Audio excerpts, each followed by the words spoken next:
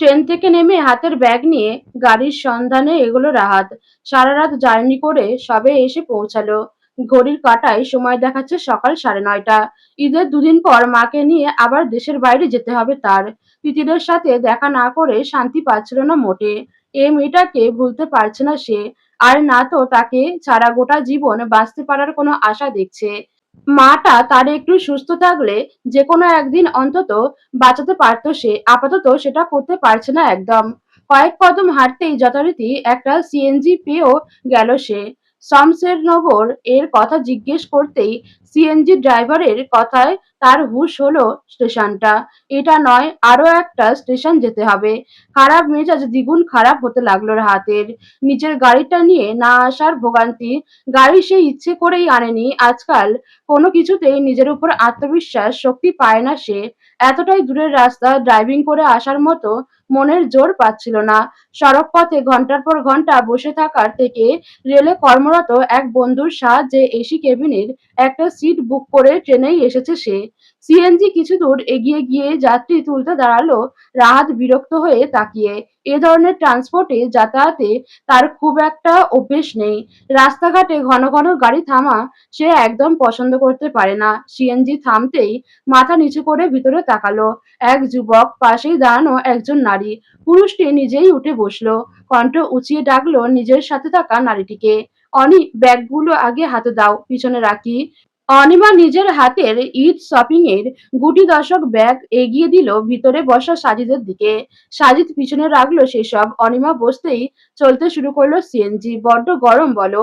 একেবারে সকাল সকালেই একেবারে রোজাই ধরে যাবে। গাড়ি না নিয়ে এসে খুব ভুল করেছি। সাজিদ টিস্যু নিয়ে স্ত্রীর কপালে ঘাম মুছে ধীর গলায় বলে, তোমারই তো মনে হলো ঈদ শপিং একটু ধাক্কাধাক্কি, ট্রান্সপোর্ট জার্নি না হলে চলে, এখন বোঝো ঠেলা। অনিমা মুখ গোমড়া করে মাথা নাড়ে। এসেছে তারা গতকাল। এখানে সাজিদের এক ফুপু শয্যাশায়ী। তাকে দেখে ঈদের শপিং সেরে নিয়েছে দুজনে। সকাল সকাল রওনা দিচ্ছে বাড়ির উদ্দেশ্যে। আজকে ঈশানদের বাড়ির আয়োজনে থাকার জন্য কাল রাত থেকে কল আসছে। রাহাত গভীর চোখে অবলোকন করে। কেন জানি দম্পতিকে চেনা চেনা লাগছে বোধহয় তার। কোথায় দেখছে ঘটা করে মনে করতে পারল না। তবে মনে পড়ল মিনিট 10-এর মধ্যেই দেখেছে তো। নারীটিকে না দেখলেও ভদ্রলোকটিকে সে খুব চেনে। গলা খাকড়ি দিয়ে বলল, এক্সকিউজ মি, আপনি সদরঘাট থানার এসএসপি সাজিদ তালুকদার? সাজিদ মাথা নাড়ে। স্বাভাবিক গলায় বলে, জি। আপনি চেনেন আমাকে? আমার বাসা শাহবাগে। কয়েকদিন আগে একটা কেসের থ্রু আপনাকে টেলিভিশনে দেখা হয়েছিল। সাজিদ মৃদু হাসে। এখানে? স্থানীয় তেমন নয়, আমার হবু স্ত্রীর সাথে দেখা করতে এসেছি আর কি। কালকেই ব্যাক করবো ঢাকাতে। ভীষণ রাফ জার্নি হয়ে যাবে তো? তা হবে বলতে পারেন। অনিমা মাথা ঝুঁকিয়ে তাকালো রাহাতের দিকে। মিষ্টি গলায় বলল, লাভ ম্যারেজ হচ্ছে? সামান্য হাসি ফুটলো রাহাতের মুখে।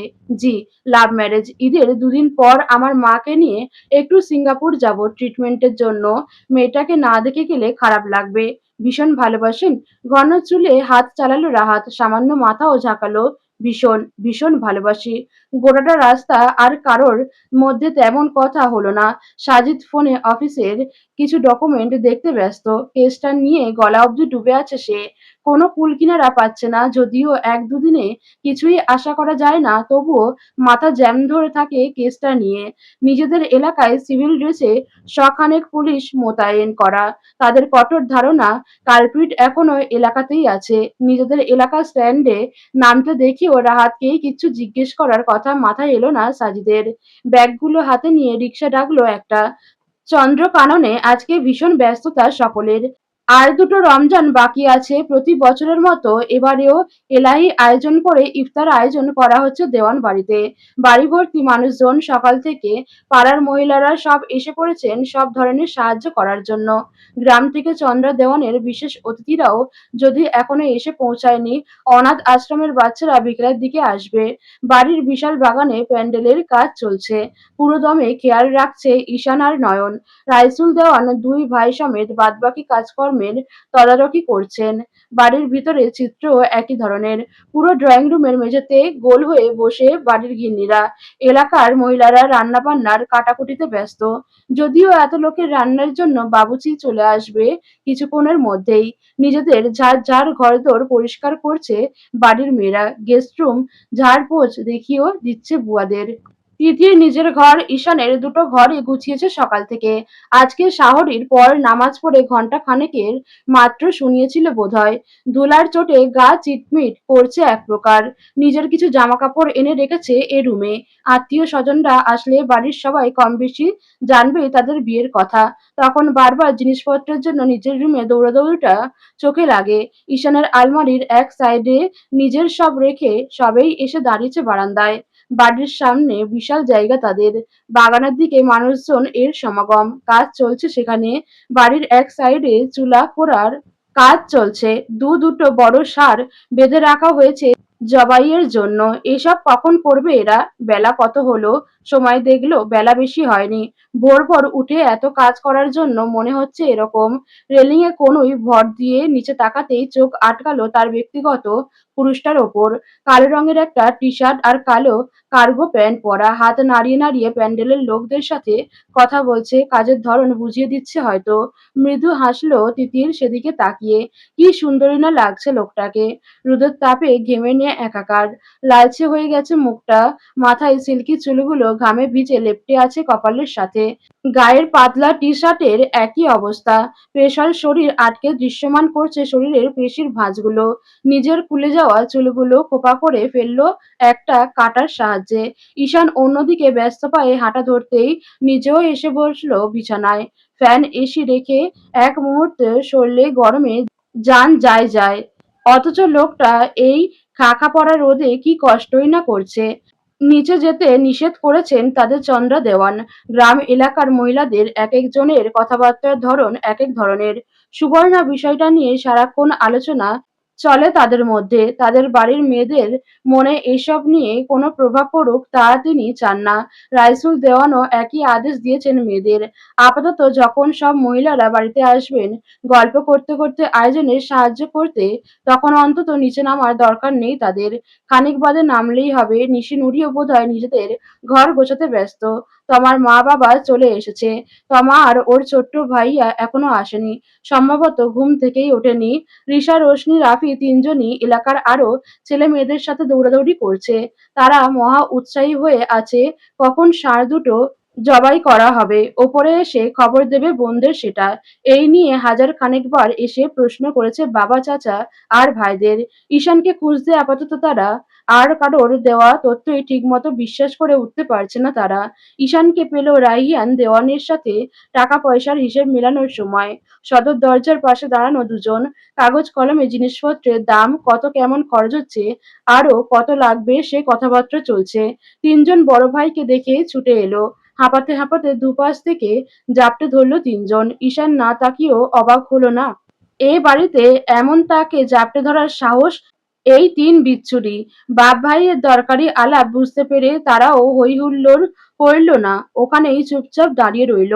রাহিয়ান সাহেব চলে যেতেই ঈশান হাঁটু ভেঙে বসলো ভাই বোনদের সামনে। রিশা, রোশনি একটু ক্লাসে এগোলেও বয়সে একদম বাচ্চা, আর রাফিটা তো বাচ্চাই। তিনজনকে সামনে এক সারিতে দাঁড় করিয়ে নরম গলায় বলল, কি দরকার?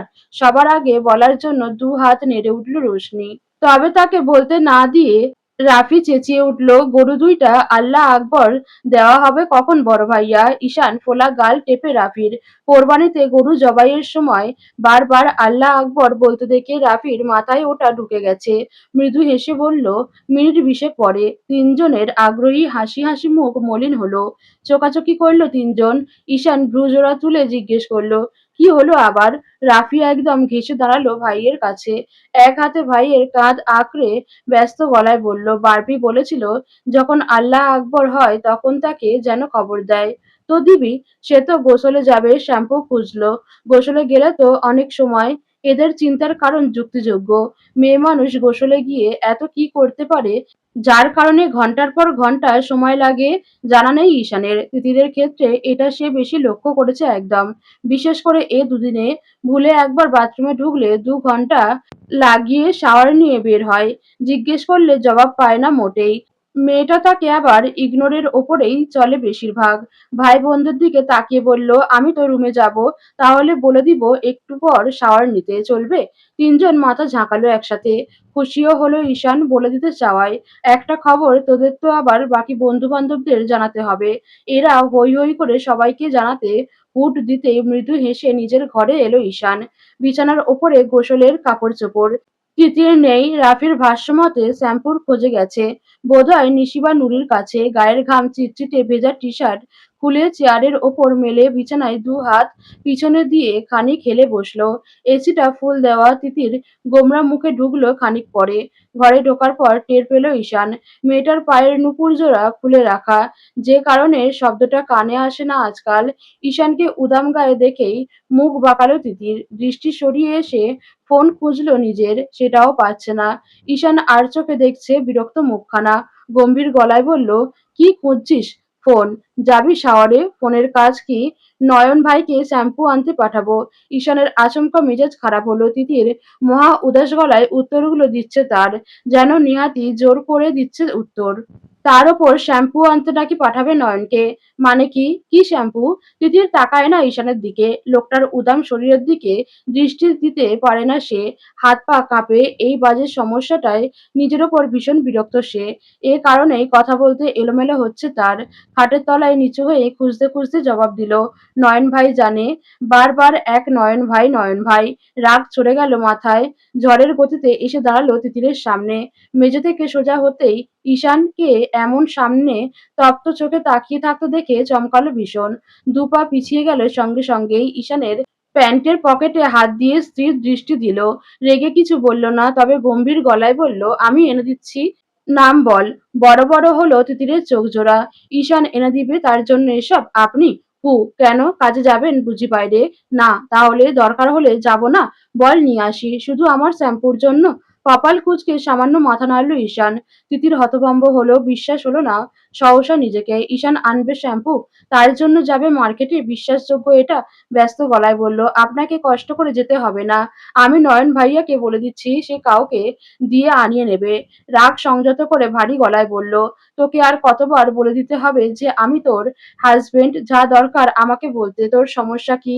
ঈশান যতবার এই তীব্র অধিকারবোধ থেকে নিজেকে তিতিরের হাজবেন্ড বলে দাবি করে, ততবার বুকের ভিতরটা উথাল-পাথাল শুরু হয় তার। কণ্ঠ নামিয়ে বলল, আগে তো কখনো এমন করেননি, তাই অভ্যাস নেই আর কি। করে নে তাহলে অভ্যাস। তিতির জবাব দেয় না। দৃষ্টি সরিয়ে রাখে ঈশানের থেকে অন্যদিকে। ঈশান আলমারি থেকে শুকনো একটা টি-শার্ট গায়ে জড়াতে জড়াতে বেরিয়ে যেতে উদ্যত হয় ঘর থেকে। তবে যায় না। কি মনে হতেই ঘুরে দাঁড়ায় বেড সাইড টেবিলের সামনে। খানিকক্ষণ ড্রয়ার হাতড়ে বের করে একটা মাঝারি বক্স। বস এখানে। তিতির জিজ্ঞাসু চোখে তাকাতেই চোখের ইশারায় এগিয়ে এসে বসতে বলে ঈশান। ধীর পায়ে তিতির এসে বসেও। ঈশান বক্সটা খুলে সামনে ধরল একজোড়া ভীষণ সুন্দর নূপুর। তিতির হা হয়ে গেল। মিনমিন গলায় বলল, নূপুর কোথায় পেলেন? তিতিরের কথার জবাব দিল না ঈশান। হাঁটু গেড়ে বসল মেঝেতে। আলতো হাতে তুলে নিল তিতিরের পা জোড়া। থমকে গেল তিতির। চমকে সরিয়ে ফেলতে চাইল। তবে ঈশান তা হতে দিল না। ঠান্ডা স্পর্শ পেতেই তাকালো পায়ের দিকে। সুন্দর একজোড়া নূপুর পরানো হচ্ছে তার পায়ে। ঈশান তিতিরের আশ্চর্য মুখের দিকে তাকালো, হাসকি স্বরে বলল, ঈশান আরশাদের নিশ্চয়ই বউয়ের জন্য নূপুর কেনার সামর্থ্য আছে। তিতির লাজুক দৃষ্টি নামায়। মিনমিন করে বলে, সেটা কখন বললাম যে নেই? হঠাৎ তোর নূপুরের শব্দে সকালে ঘুম না ভাঙলে সেটা সকাল হলো নাকি? সরল সহজ স্বীকারোক্তিতে বুকের বাঁ পাশ চিনচিন করে উঠল তিতিরের। তার নূপুরের এক পাট খুঁজে পাচ্ছে না ২ দিন হলো। বাধ্য হয়ে আরেকটা খুলে রেখে দিয়েছে। ঈশান যে সেটা খেয়াল করেছে বা করতে পারে ঘুণাক্ষরেও আন্দাজে ছিল না তিতিরের। বিদায় আচমকা ঈশানের এহেন কার্যে স্তব্ধ হয়ে বসে রইল সে। ঈশান নিজের হাতে তালুতে নিল তিতিরের পা জোড়া। ফর্সা পায়ে চকচক করছে নতুন অলংকার। মুগ্ধ হয়ে তাকিয়ে রইল ঈশান সেদিকে। খুলবি না নূপুর জোড়া? ভারী কেন এত? শব্দ যেন কানে আসে তাই। যতদিন কপালে একটা মিষ্টি চুমু এঁকে ঘুম না ভাঙাচ্ছিস ততদিন সকালবেলা বিছানা ছেড়ে যখন উঠবি এই শব্দ যেন আমার ঘুম ভাঙে। মনে থাকবে? লাজে রাঙা হয় তিতিরের মুখখানা, জবাব দেয় না। ঈশানের খসখসে হাতের তালুতে রাখা তার পা জোড়ার দিকে তাকিয়ে বিছানার চাদর খামচে বসে থাকে। ঈশানের ভীষণ ইচ্ছে করছে পা জোড়ায় আলতো ভেজা চুমু খেতে। তবে সেটা আপাতত করা যাবে না। নেশা জাতীয় জিনিস আপাতত কঠোরভাবে নিষিদ্ধ। মেয়েটা যতদিন না ইচি হচ্ছে তার সাথে, ততদিন সে খুব চেষ্টা করবে মেয়েটাকে বিব্রতকর অবস্থায় না ফেললে। তবে যতটুকু করার দরকার ততটুকুই সে করবে। না হলে অস্থিরতা থামবে না তার। এই যেমন ওই কমলার কুয়ার মতো মিষ্টি ওষ্ঠজোড়ার স্বাদ সকাল বিকেল নিতে মন চায় তার, একেবারে পেলে বারবার এর যে নেশা হয় সেটা হয়ে যাবে বোধহয় তার। 10 মিনিট অপেক্ষা কর, আমি শ্যাম্পু পাঠিয়ে দিচ্ছি। কোনটা মেসেজ কর আমাকে। নাম মনে থাকবে না। এখানে আর সময় নষ্ট করে না সে। ঘরে এসেছিল তিতিরকে দেখতেই। সাথে রেস্ট নেওয়াও হয়ে গেল। দ্রুত মেয়েটাকে শ্যাম্পুটা দিয়ে আবার কাজের ওদিকটায় দেখতে হবে। তার বাবা যদি টের পায় সে এখানে নেই আরেক দফা ধমকাধমকি শুরু করবে। নিচে প্রচুর মানুষের আনাগোনার শব্দ ভেসে আসছে কানে। গরু জবাইয়ের কাজ শেষে কসাইরা দ্রুত মাংস কাটার কাজও শেষ করে দিয়েছে। পুরোদমে রান্নার প্রস্তুতি চলছে এখন। ডেকোরেশনের লোকেরা চেয়ার টেবিল সাজাতে ব্যস্ত। বাড়ির ভিতরে মানুষ গিজগিজ করছে। চন্দ্রা দেওয়ানের গ্রামের লোকজন এসে পৌঁছেছে কিছুক্ষণ আগে। গ্রামের একগাদা আত্মীয় স্বজনে বাড়ি পরিপূর্ণ একেবারে। ছোট্ট বাচ্চাদের ছোটাছুটিতে মুখরিত বাড়িটা। নিশি সবেই নেমেছে নিচে। নুড়ি তিতির কাউকেই ডেকে সাড়া পায়নি। মায়ের সাথে হাতে হাতে কাজ করে দিচ্ছে আপাতত। তমা আর তিতির বারান্দায় দাঁড়িয়ে দেখছে নিচে মানুষজনের নিদারুণ ব্যস্ততা। বেশ লাগছে দেখতে। দুজনের চোখই ব্যস্ত হয়ে খুঁজছে দুজনের প্রিয় মানুষকে। আপাতত কাউকে দেখতে পাওয়া যাচ্ছে না। দুপুরে এসে গড়িয়েছে সময়।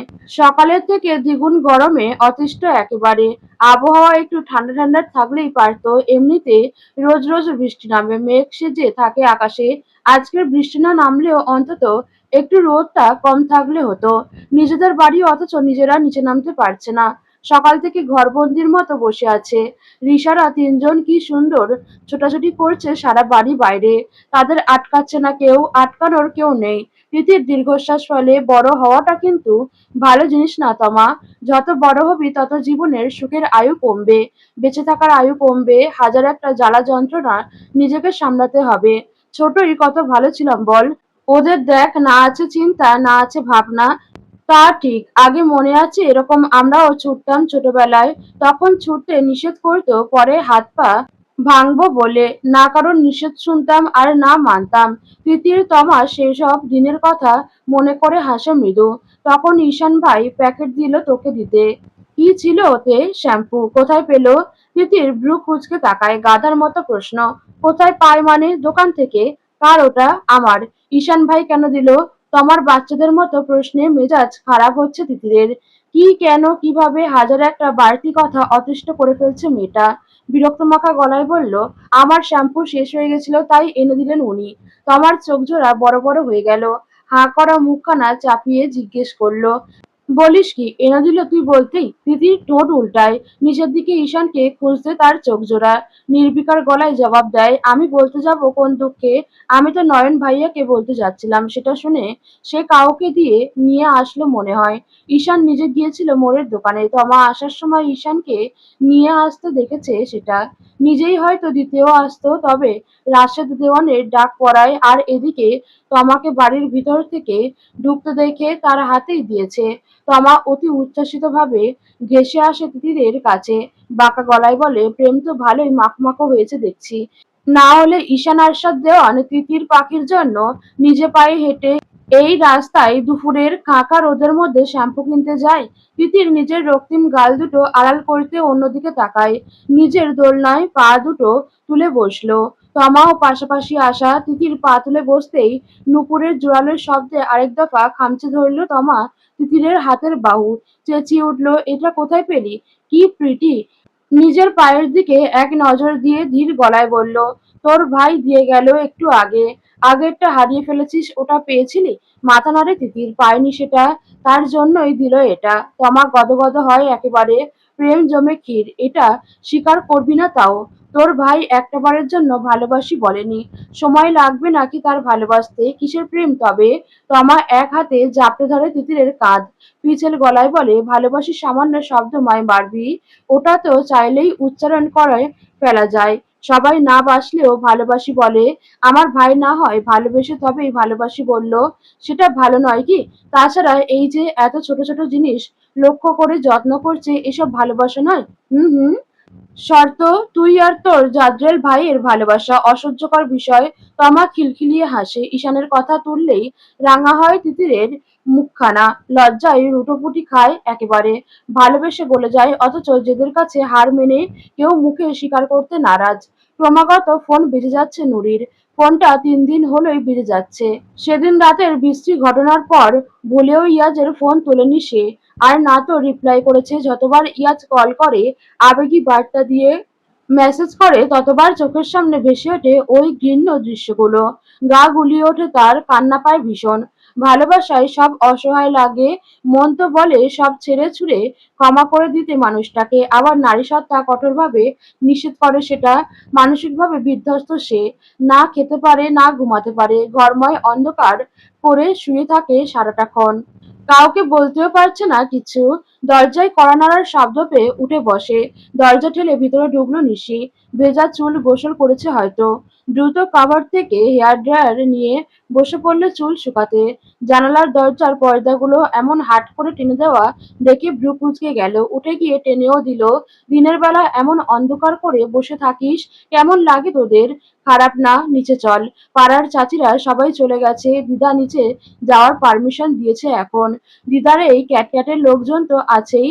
নিশি হেসে ফেলে, তারা সবাই আতঙ্কে থাকে তাদের দিদার এসব প্রত্যন্ত গ্রামের আত্মীয় স্বজন নিয়ে। তারা তো আছেই, কাল অবধি থাকবেই। নুরি মুখ বাঁকায়, তাহলে কাল অবধি এমন পালিয়ে পালিয়ে বেড়াতে হবে? অসহ্য। নিশির হাতের কাজটা সেরে পা তুলে এসে বসে বিছানায়। নুরি শুয়েছিল বিদায় চুলগুলো বেশ এলোমেলো দেখাচ্ছে, কেঁদে কেটে মুখটা ফোলা ফোলা। কেঁদেছিস তুই? নুরি অপ্রস্তুত হয় খানিকটা, দু হাতে মুখ ডলে মাথা নাড়ে দুদিকে। কাঁদেনি, মনে হচ্ছে কেঁদেছিস। চোখ টোক ফুলে আছে, ঘুমিয়েছিলাম তাই হয়তো। নিশি মুখে কিচ্ছু জিজ্ঞেস করে না, চঞ্চল নুরির বদলানো বেশ চোখে পড়ছে তার। বেশ কয়েকদিন হলোই এমন দেখছিল, 2-3 দিন হলো সেটা আরো বেড়েছে। আর কারোর সাথে না হলেও তার কাছে ভাই বোনদের চঞ্চলতা কখনো কমেনি এর আগে। এবারই প্রথম নুরির এমন পরিবর্তন। এটা নিয়ে সে ভাবেনি তা নয়, তবে সময় দিতে চায় নুরির নিজের মুখে সেটা বলার জন্য। কোনো সমস্যা কি না? কিছু নিয়ে ভাবনার আছে কি না? তবে নুরি মুখ ফুটে কিছু না বলায় সেও জোর করেনি একবারও। তার দৃঢ় বিশ্বাস, আজ না হয় কাল নুরি নিজে থেকেই বলবে সেসব। আপু, হু, নিয়াজ ভাই এসেছে? ওরা তো সবাই সকাল থেকেই আছে। সেদিন মা বলেছিল তোমার জন্য একটা বিয়ের কথা বলেছে, বড় বাবার এক বন্ধু। মা বলেছে আমাকেও।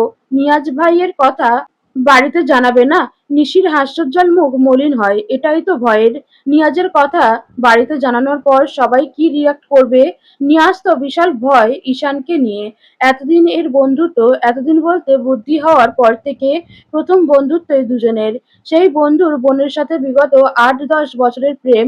এতদিন জানলে ঈশানটা কেমন রিয়াক্ট করে কে জানে। ভুল বুঝবে কিনা। নিয়াজ কথা বলবে ভাইয়ের সাথে জলদি। নুরি হেলান দিয়ে বসে বিছানায়, উদাস গলায় বলে, নিয়াজ ভাই না মানার মতো ছেলে না। তাকে যে কেউ পছন্দ করবে আমাদের বাড়ির সবারও আপত্তি থাকবে না। দেখো তুমি, কি জানি ভয় হয় তবুও অশান্তি না হয় ভাইয়ার সাথে আবার। নুরি বোনের দিকে তাকিয়ে থাকে কিয়ৎক্ষণ, বুকের ভিতর জমাট বাঁধা কথাগুলো ঘুরপাক খায় ক্রমাগত। নিয়াজ ভাই তোমাকে খুব ভালোবাসে আপু। নিশি হাসে সামান্য, সে জানে ওই পাগল ছেলেটা ঠিক কতটা পাগল তার জন্য। ভালোবাসার দাবি নিয়ে সে এগোলেও নিয়াজ সেটাকে স্বীকৃতি দিয়ে এতগুলো বছর আগলে রাখে তাকে। ভালোবাসার চাদরে মুড়িয়ে রেখেছে খুব। বিয়ের তাড়া দেয় না সকাল বিকাল, কাছে চায় তোমাকে সর্বক্ষণ। তবে তোর নিয়াজ ভাইকে তো জানিসই, পাগলামিটা আমার আর ভাইয়াদের সাথেই করে শুধু। এমনিতে ভীষণ ম্যাচিওর, বুঝদার। কাছে চায় সেটা বৈধ উপায়ে।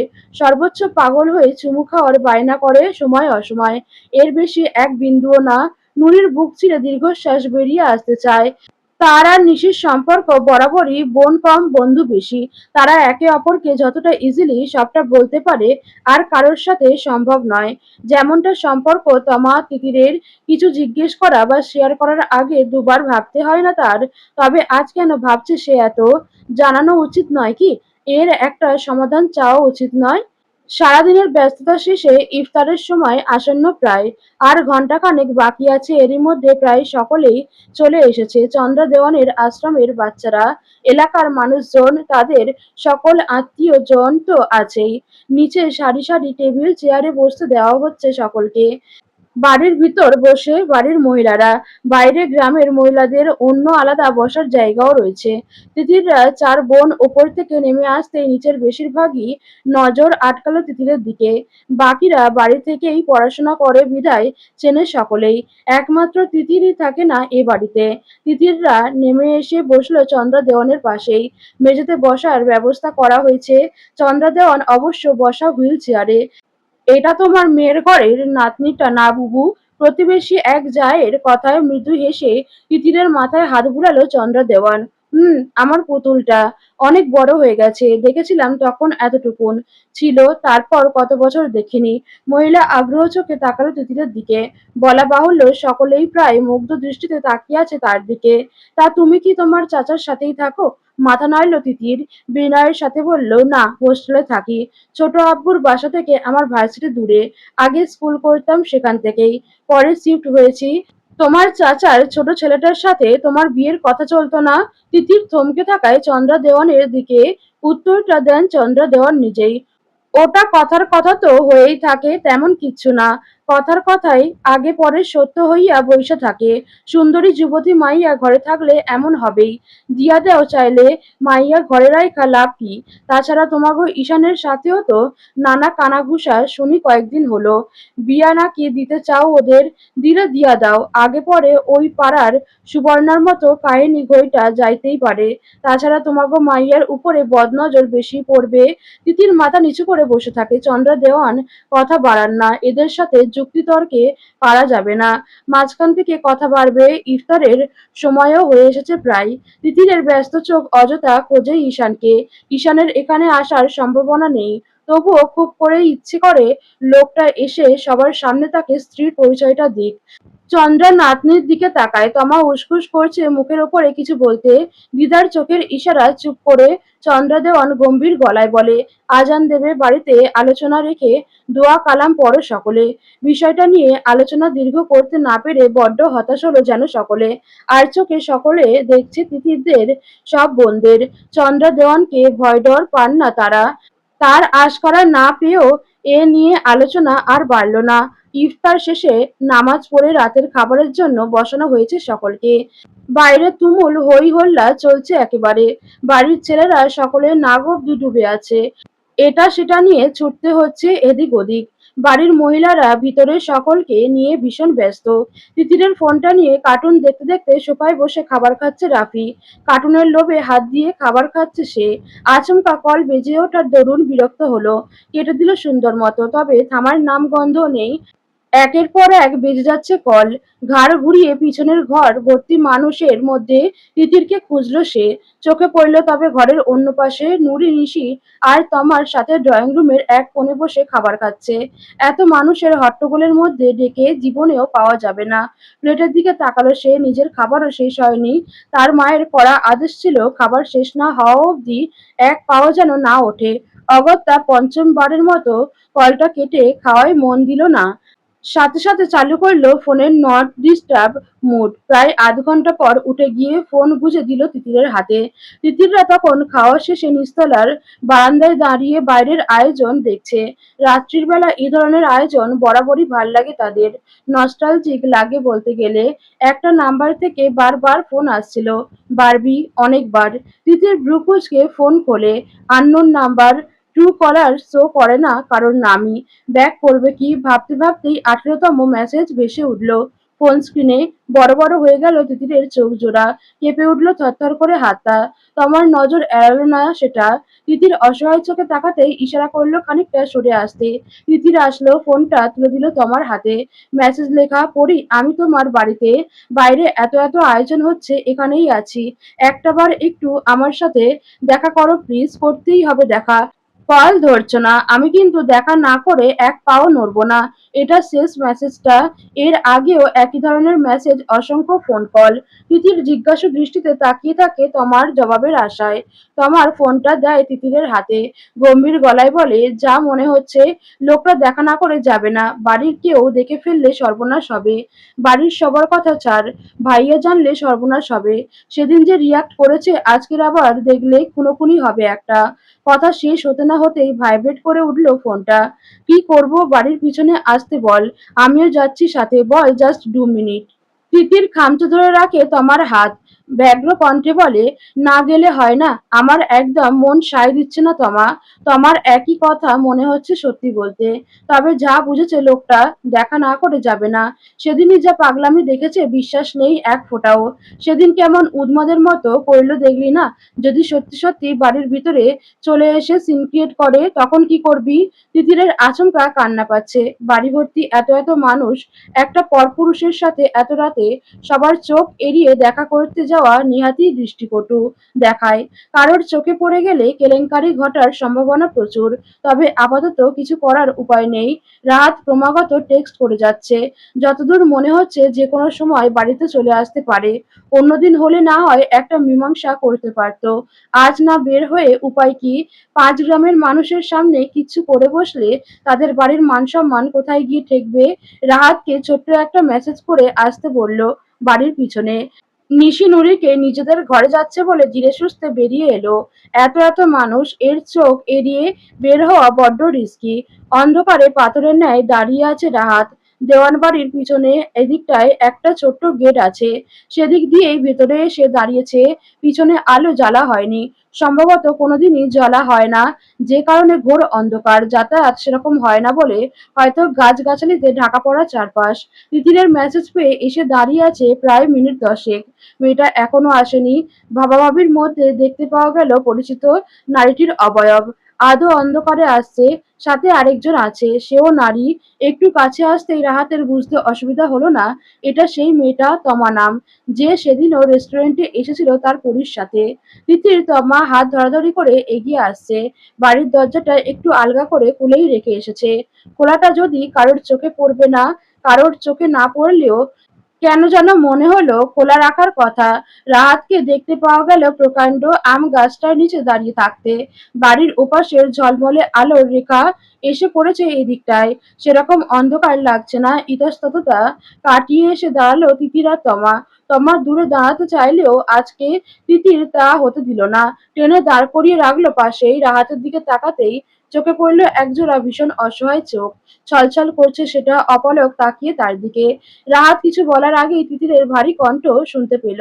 রাহাত ভাই, আপনি অন্তত এমন পাগলামি করবেন আশা করিনি আমি। বাড়ির কেউ দেখে ফেললে কি হতে পারে আন্দাজ আছে আপনার? রাহাত দুপা এগিয়ে আসে। আশ্চর্যজনকভাবে পা জোড়া কাঁপছে তার। এই মেয়ের সামনে বড্ড অসহায় সে। আমি বাঁচতে পারছি না পরি তোমাকে ছাড়া। তমার হাতের টান স্পষ্ট অনুভব করে তার পিঠের অংশে। তিতির নিজেও ভীষণ ইতস্তত। পরিচিত একটা মানুষ, বিগত 5-6 বছরের পরিচয়। কত শত কথা হয়েছে, কতদিন স্বাভাবিকভাবে মুখোমুখি হয়েছে, আজকাল বড্ড অস্বস্তি ঘিরে ধরে মানুষটার সাথে কথা বলতে গেলেই। নরম গলায় বলল, এটা কোনো কথা না রাহাত ভাই, বাঁচতে পারছি না এটা বললে জীবন থেমে থাকবে না, সেটা আপনিও জানেন, আমিও। আমাদের কোনো ধরনের রোমান্টিক সম্পর্ক ছিল না, রাত জেগে প্রেমালাপ আমাদের হতো না।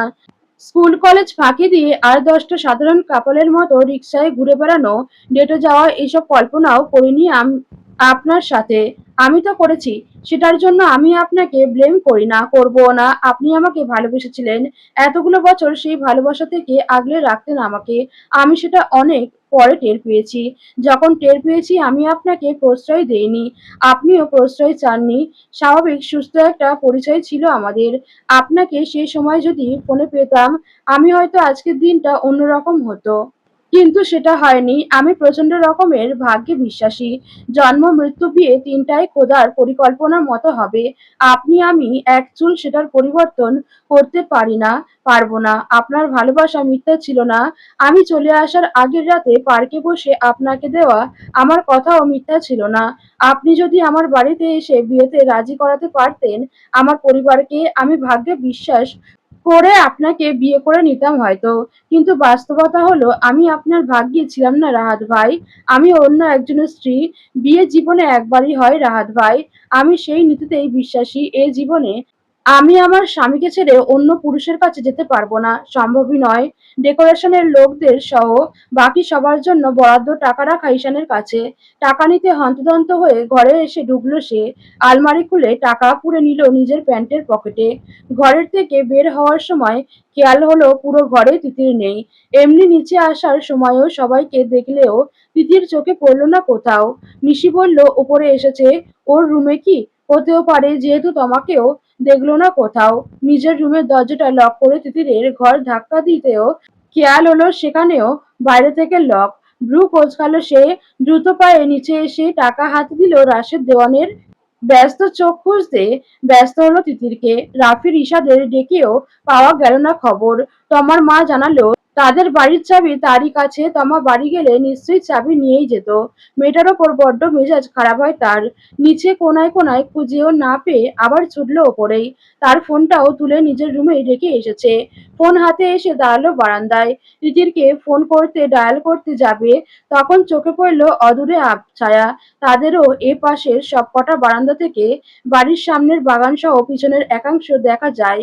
এ পাশের আলোতে সেখানে দাঁড়িয়ে থাকা ৩টে মানুষকে বুঝতে তার সময় লাগলো না বেশিক্ষণ। দক্ষ চোখজোড়া চট করে ধরে ফেলল সেখানকার মানুষ এর মুখবয়ব।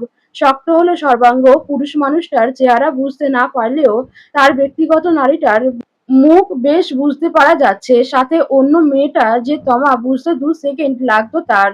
ছেলেটা কে হতে পারে ভাবতে ভাবতেই পুরুষটি আচমকা আঁকড়ে ধরল তিতিরের হাতজোড়া। মাথা দপদপ করে উঠল ঈশানের। কপালের শিরা উপশিরা ফুলে ফেঁপে উঠল রাগে। দাঁতে দাঁত চেপে পা চালালো সেখানে যেতে।